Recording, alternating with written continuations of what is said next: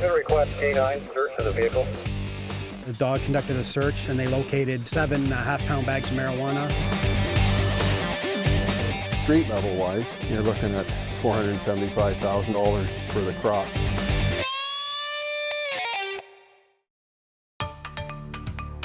When it comes to the war on drugs, the growth of organized crime has reached far beyond its traditional stomping grounds. This is not Colombia. This is not Mexico. These police photos were taken in Canada.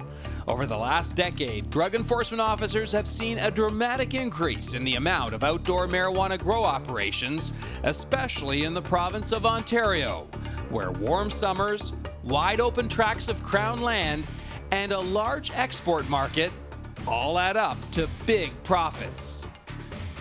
Dealing with the outdoor marijuana grow operations, I call it an epidemic in Ontario. Over the last 5 to 7 years, our outdoor grow operations in this province have surpassed the indoor ones. Marijuana grow ops in this province is a multi-billion-dollar organization. The marijuana being harvested in Ontario, in many cases, is going south of the border, coming back into Ontario either as cash, weapons, or cocaine or other illicit drugs. Profits are huge. $10 seedlings planted in the spring can net well over $1,000 a few months later in the fall. And these sophisticated criminals will stop at nothing to protect their investment. The violence levels are definitely a lot higher, and it's the money and greed that keeps these organized crime individuals involved in drug activity. You have people that are going to their hunt camps and they're being accosted by individuals that just stole dope, and they're being shot at and they're being beaten. Our officers are, they're going into fields and they're approaching individuals that are arming themselves with Tech 9s and Uzis and shotguns and handguns. National, provincial, and municipal police forces are all responsible for fighting this new epidemic. But the Ontario Provincial Police, or OPP, is leading the charge. The OPP's Drug Enforcement Section, or DES, is the province's lead agency responsible for drug enforcement. We designate approximately 140 officers that are addressing this problem. While that sounds like a lot of police officers and we're happy to have them, we'd certainly like more. It's exhausting. It's not an 8-hour shift. Days are very long. 18, 20-hour days are not uncommon. When it comes to shutting down the business of illegal marijuana, the OPP believes in using a multi-pronged approach. The Drug Enforcement Section uses intense training, high-risk undercover takedowns, evidence corroboration, and grow-op eradication to keep the pot off the streets and to pull cash out of the pockets of organized crime. Each year, the outdoor marijuana growing season lasts from late May to early October. But for these DES officers, the war on drugs is fought throughout the entire year.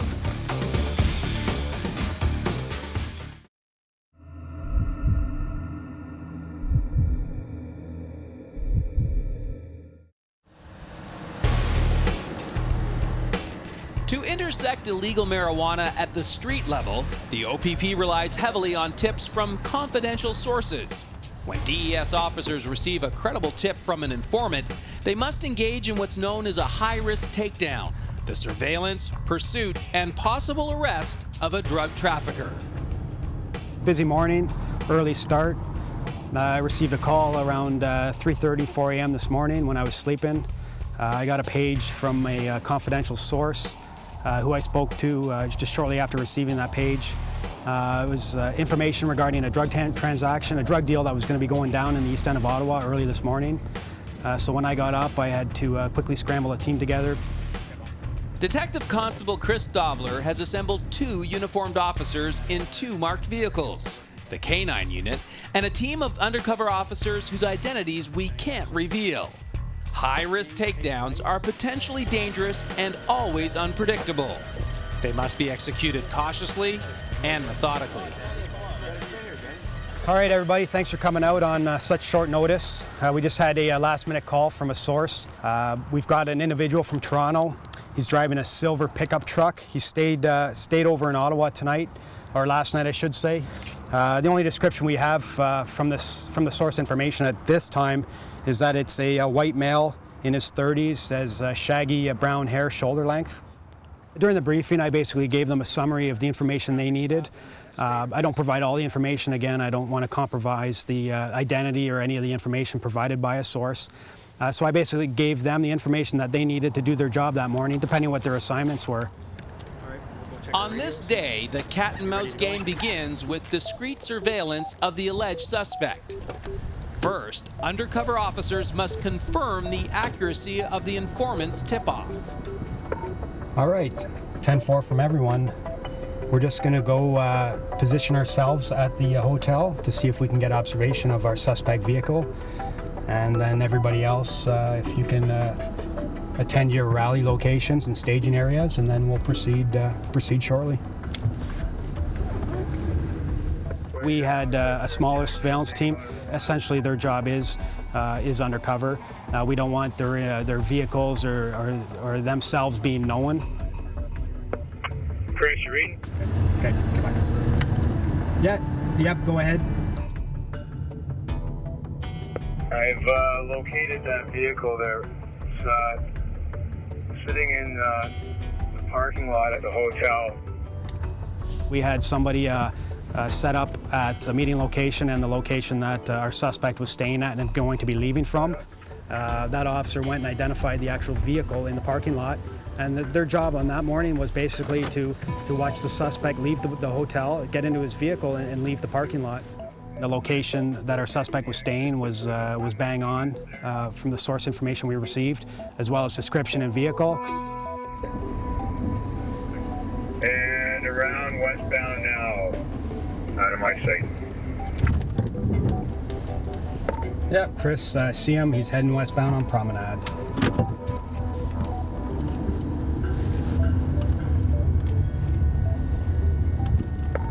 That suspect's vehicle is still heading west on Promenade and has just driven through an intersection. Our suspect vehicle just went through the intersection at Silver 7 and is still heading westbound on Promenade. And the suspect vehicle was confirmed by license plate.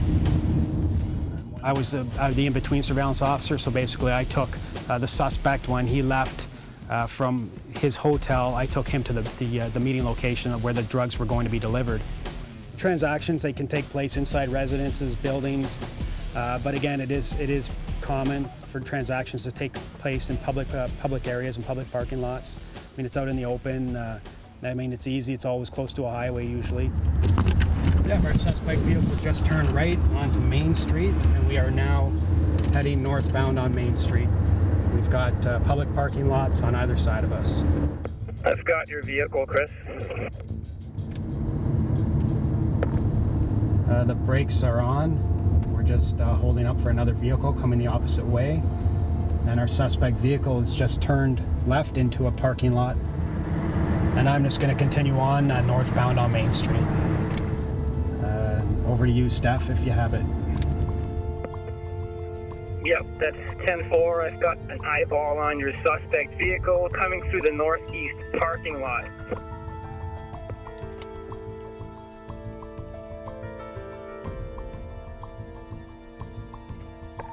Okay, heads up there, Chris. I've got a silver four-door, appears to be a Toyota Camry, just traveling towards your suspect vehicle. Stand by.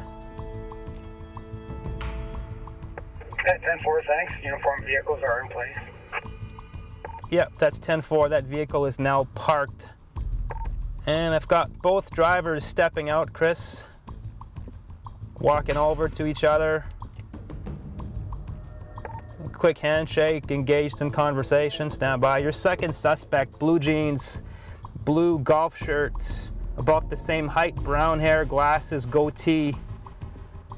Just engaged in conversation. Stand by.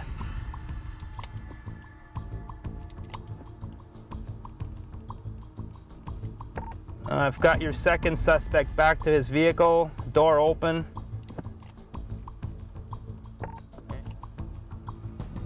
Suspect 2 to the trunk. Suspect 2 to the trunk. Stand by.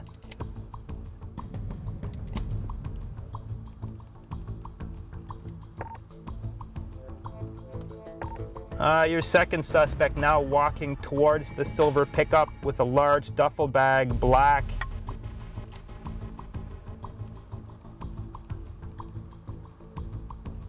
And we have a drop. The black duffel bag is now in the rear seat of the silver pickup.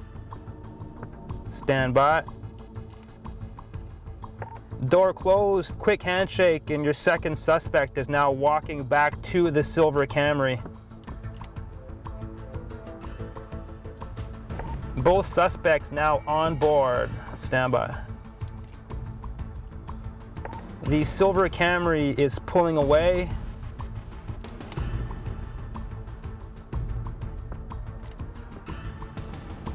(10-4), I'll get the license plate on that Camry. 10-4, I've got the brake action on the silver pickup truck, and it is also moving. Your silver pickup is now coming out. It appears the same way he came in. Chris, stand by. A lot of times things happen so fast that it's something that the public may not even be aware of, that these things are going on. I mean, it's something you have to be looking for to see. The transaction went down like clockwork. Basically everything that we knew happened the way it was supposed to happen. And that in turn gives our uniformed officers the grounds that they need to effect a lawful arrest. Actually, he'll be westbound.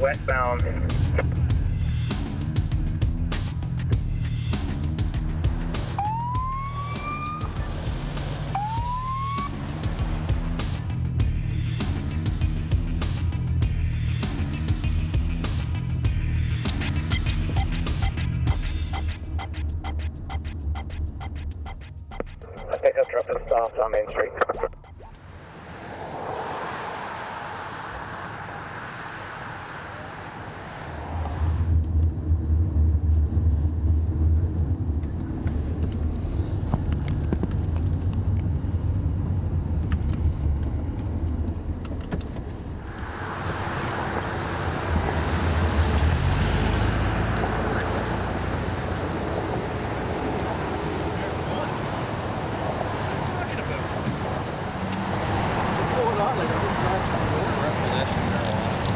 Possession of marijuana.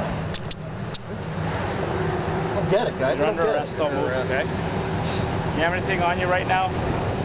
I got nothing on me. Any knives, any weapons? I got nothing on me. I got nothing on me. I mean, I already driving here in Ottawa, and all of a sudden I'm getting possession arrested of marijuana for the purpose of trafficking. I don't even know what that means. I'll explain to you in the car. Follow me. Move this car over there. Marijuana.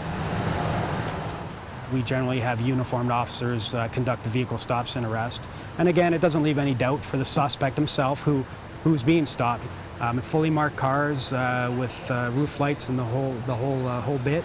As well as when those officers get out, they're fully clothed in police uniforms. So again, there's no doubt on the person being stopped that they are actually officially being stopped by the police, rather than us using our vehicles where we're in plain clothes. We have plainclothes vehicles with no police markings, and the person was arrested by the uniformed officer without incident. I'm going to request K9 search of the vehicle. I'll read his rights to counsel. Okay. Okay, I'll just go start the search, and if he indicates on anything, I'll let you know. I'll stay by the vehicle.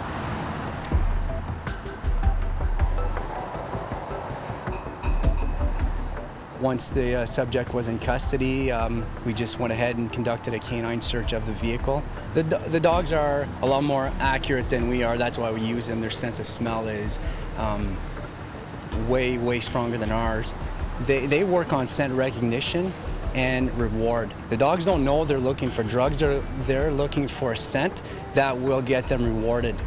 And that reward is so important to them that they will work extremely hard to find that scent because they live for that reward.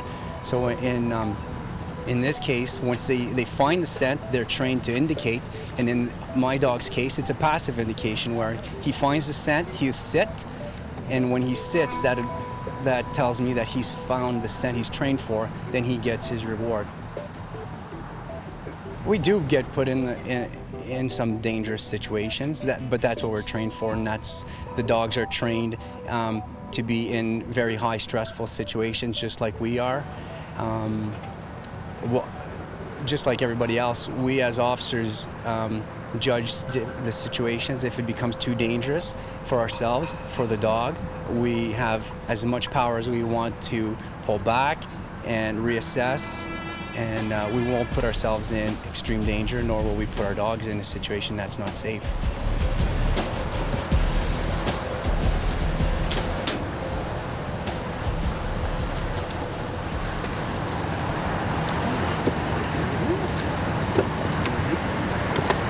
Back.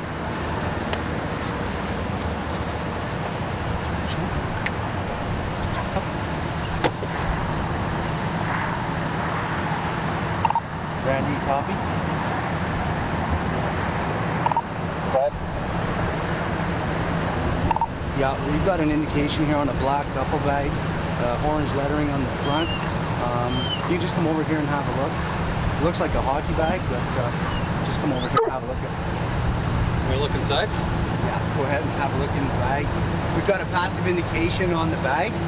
Okay. So just go ahead and see if there's anything in that before I keep going.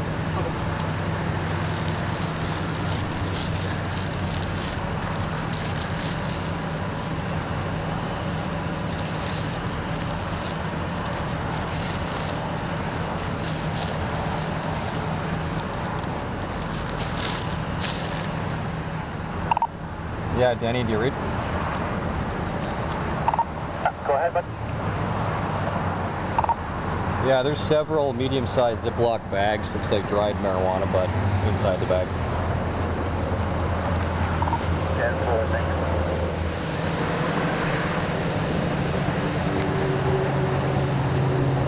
He's been read his rights to counsel and cautioned, and he's requested to speak to a lawyer, so I'm going to take him back to Canada for processing. So I got some ID here too, so. All right. That's our man. The dog conducted a search and they located 7 half-pound bags of marijuana in a black duffel bag. So each large Ziploc bag is traditionally a half-pound of marijuana. So we ended up getting 3.5 pounds of cannabis marijuana. So the information received from the informer was very credible.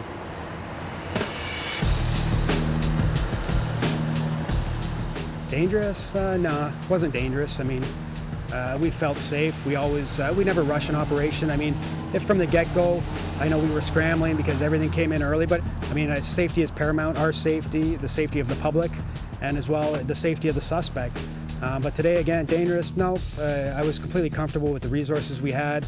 Everybody was bang on with what they were doing. Everyone knew their jobs, and everything went down like clockwork. The main focus of this high-risk takedown was the interception of the marijuana in an effort to keep it off the street. In this instance, the buyer was arrested on the spot, while the seller was allowed to leave the scene. The individual, the suspect that took off, we ended up obtaining their license plate, Ontario license plate number. Our surveillance officers were able to get photographs of that individual, and once that person's identified, again, they'll be charged for the offense as well, again, because they're a party to that offense.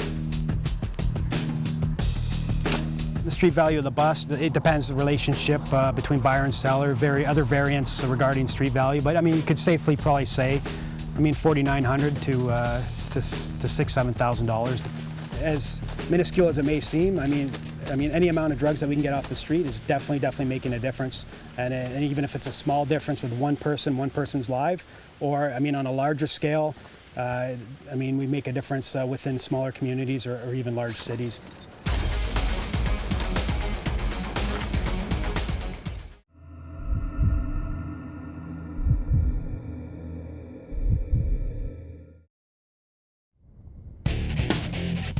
Members of the OPP's Drug Enforcement Section face potentially violent scenarios on a daily basis.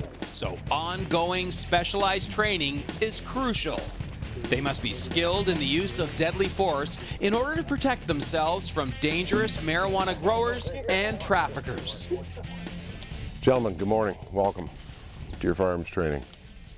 My name is Rob Spolster. For those of you that don't know me, I'm in charge of the training unit down in Aurora. I've been teaching firearms for 17 years. I love what I do, and it's my pleasure to be here to work with you. And that's what I do, I work with you. And I steal as many ideas from you as you're going to steal from me.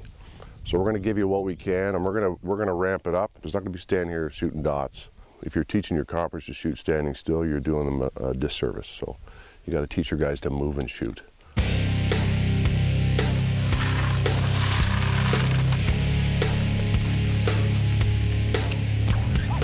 The drug enforcement section carries out probably the most search warrant entries of any unit in the OPP, and we do them every day, every week. We're doing entries ourselves, and so this is just vital training for our members.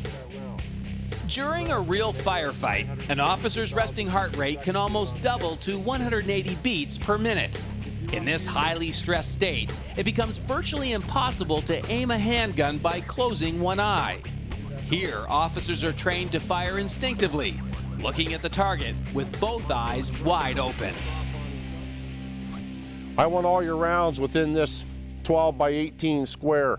That's where they have to be. If you miss, you're losing. So the target never lies.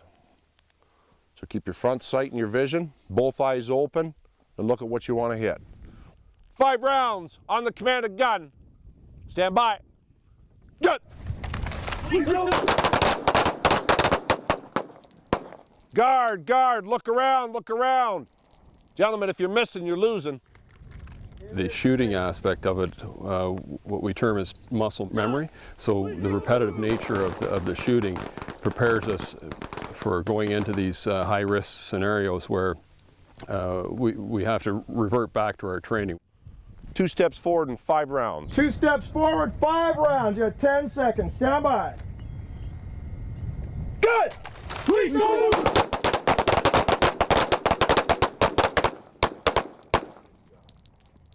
Nicely done. All kinds of time left. In drug enforcement, probably pretty much every member at some point in their career is going to be drawing their gun, probably more than once. Unfortunately, that's the reality of it. Top your mags up, gentlemen. Can you do me a favor, spread that out a little more next time so I can count it easier? Good job. We're trying to teach these guys speed and accuracy, not having lots of accuracy and too much speed, or too much speed and no accuracy. We're trying to find a fine balance for each of them.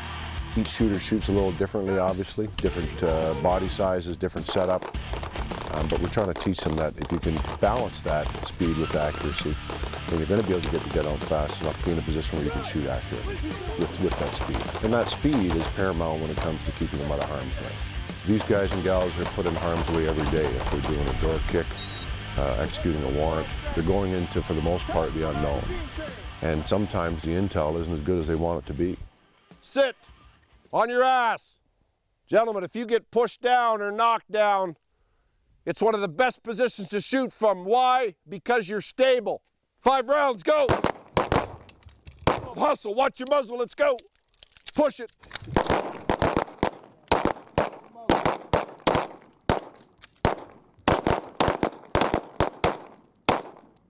There's 3 things we try to prepare them for: tactics, their skills, firearms, and then there's mental conditioning that goes along with that, which is difficult to teach. But these guys know where they are and what they're doing, and these guys love being out here because they know that what they're being taught is something that'll hopefully keep them out of harm's way one day. So, obviously we're throwing this imagination aspect in. You guys bust into a door, you breach, police search warrant, and there's a gun in your face. The most dangerous part of it is the muzzle. If it's a semi-automatic, 1 round's going to go off, and obviously more than that if you don't get a hold of that slide. So you want to hold underneath, and all I want you to do is press the trigger, okay? And while he's pressing, I'm going to smile because I know what's coming next. Go ahead. Press again. Now what am I doing? I got this grin on my face and I'm just filling him with everything. And now there's a fight for this. And he can't fire that again until what? Clears it. He racks it. Until he physically grabs the rails on the slide and pulls it back to chamber another round. So while he's clicking, click, I got that little grin and I'm filling. Because now, I'm not going to lose. It's either him or me, and we're not trained to lose. You get the idea? Doesn't hurt your hand, nothing. Okay? Go ahead, Rock. For the most part, the people that these guys and gals are dealing with, they don't have the morals, the personalities that cops do, where there's no police officer that wakes up in the morning and wants to go to work and shoot somebody. You've got criminal elements that they may have come from somewhere where that's a normal thing to do. So if you get an opportunity today while you're shooting, and I do it all the time, is I'll flip one ear off while I'm firing, just to hear that pop. So when it happens, I'm going to know what it sounds like, right? Grab the 3-meter line, time to ramp it up. There's way too much talk and not enough noise. Fast and hard, be accurate. Only shoot as fast as you can accurately hit. 2 to the body. Shooter, stand by. Good.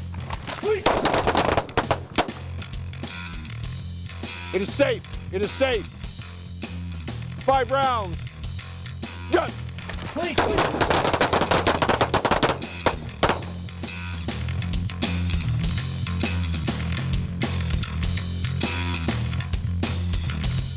In today's drug subculture, criminals known as pot pirates sometimes raid the outdoor operations of other illegal growers, stealing their crop, and the huge profits that go along with it. These pot pirates are getting more and more sophisticated. They have even been known to wear counterfeit police uniforms while cutting down a crop. Growers are increasingly turning to the use of heavy firearms and booby traps to protect their investment from the pot pirates. I've been a police officer for 23 years, and when I started, till now, it's only getting worse, it's not getting better. So we got to keep our guys up on what we do and give them everything that we can when we get the time to do it to keep them safe at the end of the day. 3 things you have to ask yourself if you've got to shoot a suspect. Number 1, did I hit? Were my hits effective? Am I dropping blood pressure? Is he down? Is he wearing a vest? And do I require more is the 3rd thing you have to ask yourself. Do I require more? Is he still moving? And on top of that, is there another suspect? Do not be in a hurry to put the gun away. On the command of gun, we're going to turn, draw, fire 5. Once you fired your 5, stop and guard. 2 to the body. Stop, then scan again. Questions? Here we go. Gun!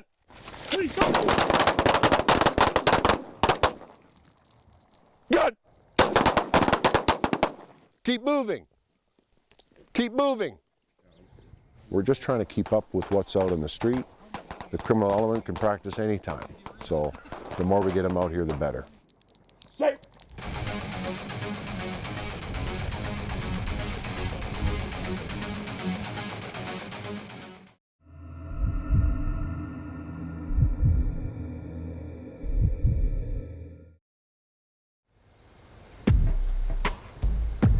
Detective Sergeant Paul Henry and Detective Constable Chris Dobler of the OPP Drug Enforcement Section are carrying out a drive-by of a suspected marijuana grow operation. A few weeks earlier, they received a tip from a confidential source about a former dairy farm that had been converted into an indoor grow op. Further investigation uncovered higher than normal electricity records, a telltale sign of high-intensity lighting commonly used in marijuana grow operations. A background check carried out on the new owner of the property revealed several past convictions in connection with indoor marijuana grow operations. The DES now has grounds to enter and investigate the property covertly, in the hopes of further corroborating the existing evidence. What we've had to do is do a drive-by of the property to further verify how we would enter onto the property. And the investigator actually today met with a judge earlier today and dropped off what we call a general warrant, or an information for a general warrant. And at 2 o'clock this afternoon he picked it up and it was signed. After looking at this, I think that probably our best bet is to go in along this tree line here We'd normally take a little bit longer to conduct the entire investigation, but we have ramped it up because the tipster called us again and has indicated that the grow will probably be moved quite soon. It's either ready to be harvested or it is actually just going to be shut down and moved. The description of the property is just almost identical to what the source gave us.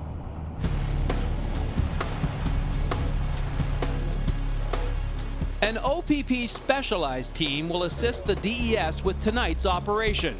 Team members are specially trained to detect booby traps, snares, and other man-made threats, and if necessary, engage armed marijuana grow operators.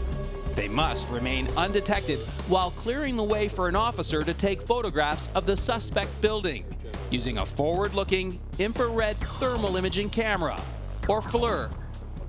This special camera can detect heat sources commonly found within indoor grow ops, like high-intensity lighting and fan-driven exhaust points. So our operation here is going to be to enter the property covertly with initially with our two-man team to enter into the property, secure the site, and then call our FLIR operator up along with his cover man. This is where I'm going to be dropping you off here, just before the tree line right here. And so I'll maintain a position somewhere in this area. All right, let's go.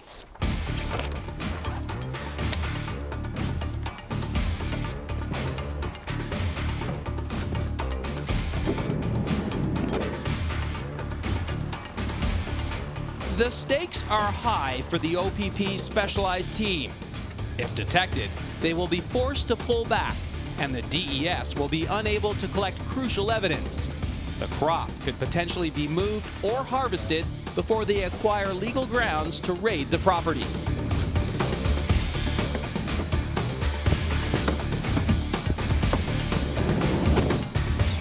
Certainly there is an adrenaline rush when you're jumping out of the van and entering the unknown.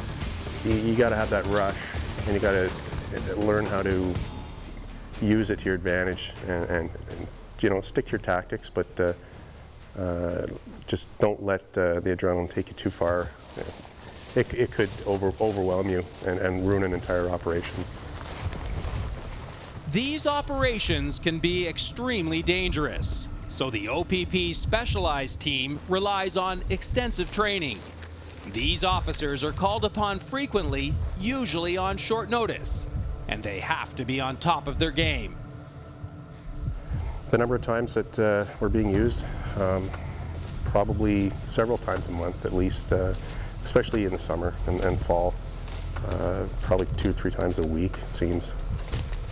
I suppose it has a certain element of danger to it, like anything that we do as police officers.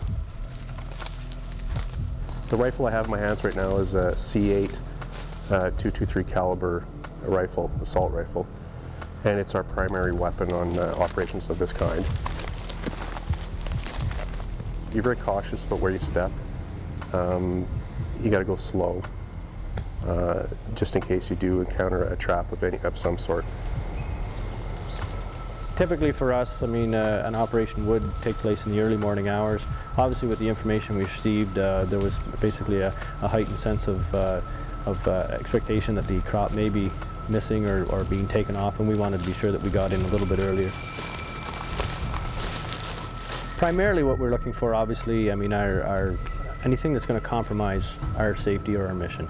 Probably our biggest concern is people out and about on the property. There's a certain element of danger that we always have to consider and train for and practice for and be prepared for, such as, you know, counter-surveillance techniques such as cameras or tripwires or things like that may be set up to prevent us from moving in closer. So I think, yeah, a lot of our details, I mean, if you don't have danger or have your heads up or you be alert on some of these missions, then, you know, you're bound to fail. There's going to be trouble. Sometimes we find in particularly outdoor marijuana grow operations, we'll utilize some type of booby trap or form, not only to prevent the police, but also to prevent other people from entering onto the area where they have the grow operation.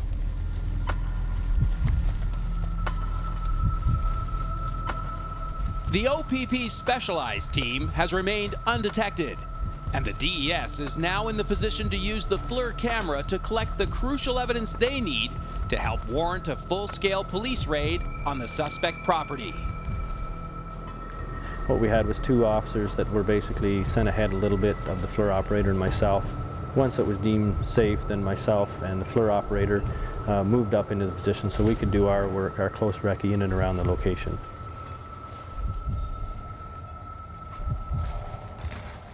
For my safety, for when I walk, when I use the device, because it is a camera and there is a screen on it, my night vision is affected. So for my safety, my fellow officer makes sure that where I walk is safe. And again, for my security, just secures me in the sense that if there's any neighbors in the area and a suspect comes out of the house, he provides me that support. So, I mean, I'm always comfortable and confident when we're out there.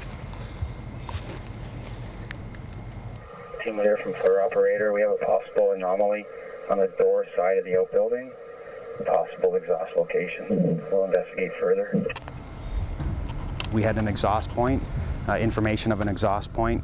So when utilizing the thermal imager, you could see a heat anomaly in the area of the side of the structure, consistent with a location where the indoor marijuana grow would be exhausted. All that hot air, that stale air has to be exhausted so that fresh air can also be brought in. Team leader from operator at the side of the building.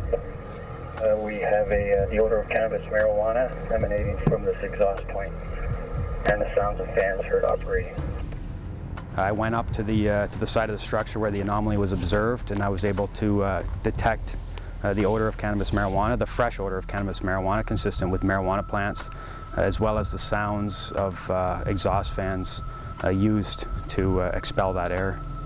Our search of this location is completed and we'll slowly be disengaging from the property.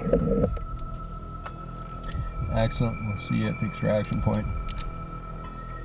Roger, extraction point. Although we were out early, the imager definitely picked up a heat anomaly, which was corroborated when we went around the building. We were able to detect everything that we needed. We obtained all the grounds that we needed, that in fact there was an indoor marijuana grow operation operating out of this location. It was a very successful operation. We've certainly confirmed our suspicions and have corroborated what the confidential source told us.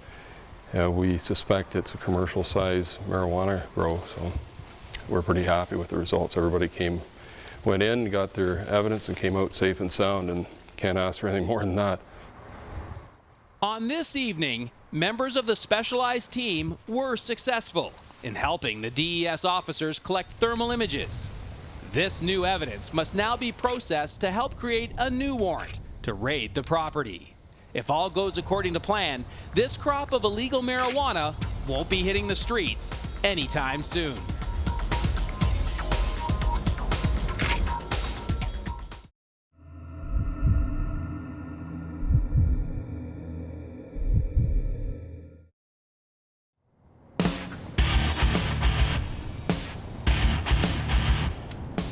The OPP's Drug Enforcement Section, or DES, has received an anonymous tip about the existence of an outdoor marijuana grow operation on Crown land in rural Ontario.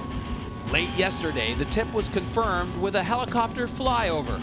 A large eradication team made up primarily of undercover officers from the DES has been assembled to raid the site and seize the crop.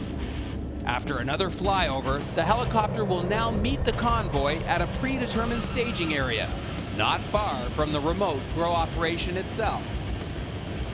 We have a significant amount of intelligence that comes in from members of the flying community, private pilots, also just farmers, property owners, members of the public, and informants. They provide us with coordinates. We take a look at it, see what's feasible, determine the credibility of the intelligence, and then we'll schedule a flyover. Okay, if you look right at the end of the swamp here, and then up into the green, you'll see a bunch of dead birch trees, and a funny green stuff in the middle there. That's all marijuana. These plants, especially this time of year, are very easily discernible from the air because they have, as you can tell, they have a very deep, dark green color to them, and they're, once you spot them from the air, you're not likely to ever forget what they look like. Our climate is suitable for growing marijuana plants outdoors. There's no overhead. The overhead is buying a place in rural Ontario, planting anywhere from 1,000. We've seen them as high as 40,000 in the province, and that's huge numbers. When indoor grows, there's overhead, there's electricity, there's the cost of wiring. Indoors also, you're in a community, you have to hide the grow and all the steps. So it's the criminal organizations have found it much more profitable and easier to go outdoors. Because the marijuana is located in an area not accessible by any road, the team will have to be airlifted to the grow site from the staging area. Detective Sergeant Paul Henry briefs the eradication team. Okay, you guys have had your formal briefing. I just want to make sure everybody's clear. The guys are going to go in and clear the site before anybody else goes in. Checking for traps, bear traps, spike boards, fish lines with hooks, and all the regular stuff. So you've got your C8s, and get in there and clear it before anybody else goes into the grow. And once you guys give us the all clear sign, we'll move in and start assessing what we have and take down the plants. An OPP specialized team will assist the DES in executing today's eradication. For these specially trained officers, the initial approach to the grow-op is the most dangerous stage of the eradication. Marijuana growers frequently tend to their crops once every 2 or 3 days to make sure that their plants are safe and healthy. They also go to great lengths to protect their investment, which often can be worth hundreds of thousands of dollars. Treacherous booby traps, guard dogs, or armed lookouts could be lying in wait for the eradication team. To ensure the safety of the team, 2 heavily armed officers are airlifted to the site first and tasked with securing the potentially dangerous area. The first approach to a grow-op is always a high-stress situation, but these highly skilled officers are ready for anything. They're specially trained in order to come in and safely go through a grow in order to detect traps, any risks, or if they encounter growers on site that are maybe armed or even if they're not armed, at least they're trained in how to deal with the situation. The first 2 officers report that the area is secure. The helicopter will now shuttle the remaining team members in for the eradication. The site is secure, but the team must stay sharp. An undiscovered booby trap could severely injure an officer. The growers could return to the area armed with weapons at any point. Officers armed with C8 rifles will stand watch from elevated positions around the perimeter of the crop for the entire eradication. We've had incidents in the province before where innocent members of the public out ATVing or hiking have come across organized crime groups cultivating these grows. They've been held hostage, they've been shot at before. It's a danger for our officers as well. They'll go to means to protect their grows.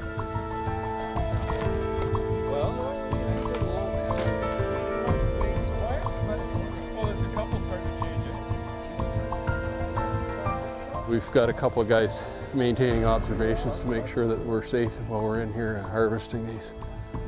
So there is a possibility, and it has happened before. We've encountered people at the grow sites and usually arrest them on site, and we have encountered traps, of course, in the past.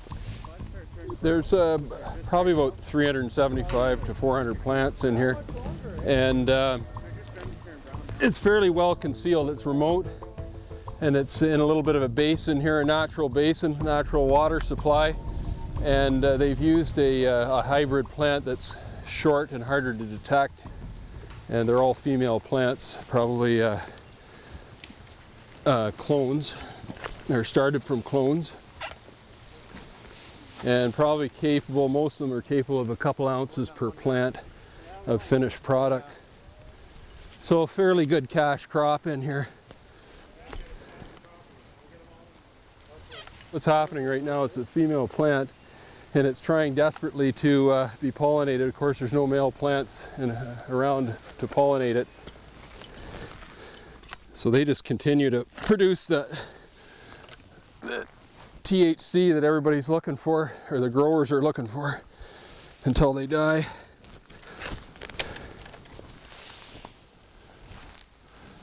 This is just one branch off one of these plants, and it's fairly loaded up with bud. And again, you can see it's these are all female plants. You can see the white little whiskers or hairs coming out of the cola or bud material. And that branch alone would probably yield somewhere between 10 and 15 grams of really high quality or fairly good quality bud material. And that's worth 150 bucks on the street.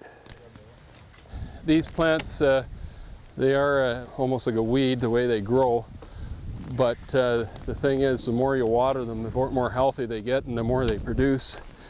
So in the dry part of the summer, they really have to come in here every couple of days when it's hot and water them. And in this case, water supply right there all summer long probably, and they would just use buckets and dip pails of water and put a pail or two on each plant every few days in the summer when it's hot. In my opinion, I mean, in all the grows that I've seen, this is probably an independent guy, maybe one or two people, and this is a single crop situation. This is a manageable number for one or two people, and quite a tidy profit that they would end up with as a result of this. If the criminals responsible for this marijuana were to be convicted in a court of law, they could go to jail for life. We have 140 officers investigating. We just don't have the manpower or the resources to keep up with this epidemic. And sometimes we just got to come in and we got to eradicate it and get the drugs off the street. It's been a crazy fall. One of the worst I've seen in regard to boldness with the growers.